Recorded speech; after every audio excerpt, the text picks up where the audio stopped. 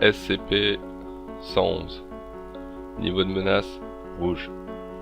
Classe Euclide. Procédure de confinement spéciale.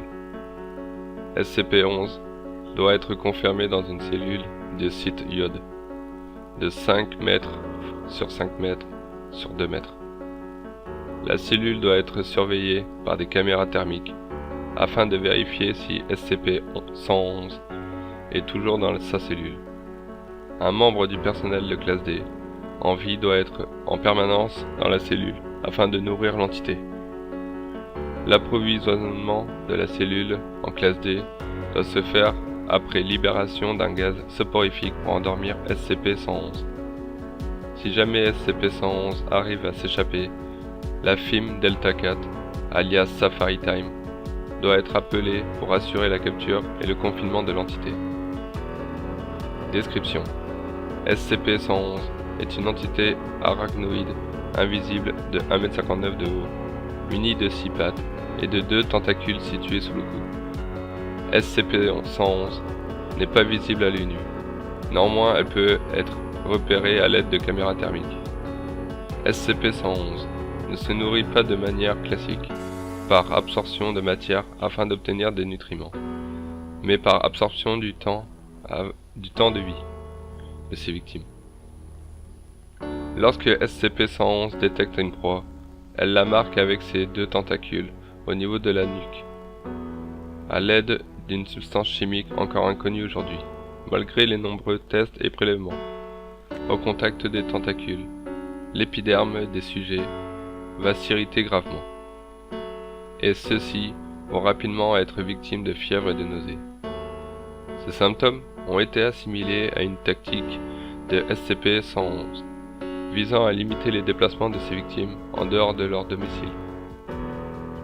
Une fois les proies marquées, SCP-111 va rester à proximité d'elles. Selon les informations recueillies, jamais à plus de 10 mètres.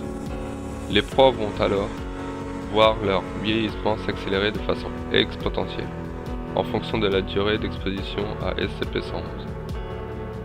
Les mesures actuelles montrent que l'accélération du vieillissement des cellules reste identique selon les sujets.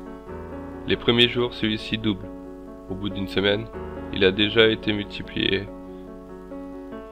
Si les proies arrivent à se soustraire assez longtemps à cette exposition, ils verront leur vieillissement cellulaire revenir à la normale. S'ils n'y arrivent pas, ils meurent en général le 31e jour après le premier contact de l'entité. Afin de pouvoir retirer un maximum de bénéfices de ces cibles, SCP-111 semble volontairement choisir des proies jeunes et isolées, comme des étudiants ou des trentenaires célibataires. Addendum. SCP-111 fut découvert suite à de nombreux rapports de plusieurs médecins légistes ayant eu à examiner les corps des proies de l'entité lorsqu'ils s'étonnèrent d'avoir des corps de personnes de 90 ans ou plus, alors que les victimes avaient encore 20 et 30 ans. La Fondation fut alertée.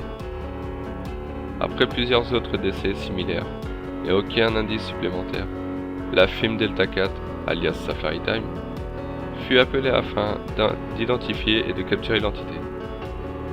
Au bout de 3 jours de surveillance à l'aide d'engins de pointe, y compris des caméras et des lunettes thermiques, l'entité fut repérée dans une barre HLM.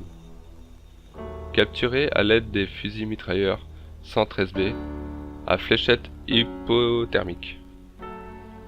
L'ensemble des témoins reçut des amnésiques de classe B.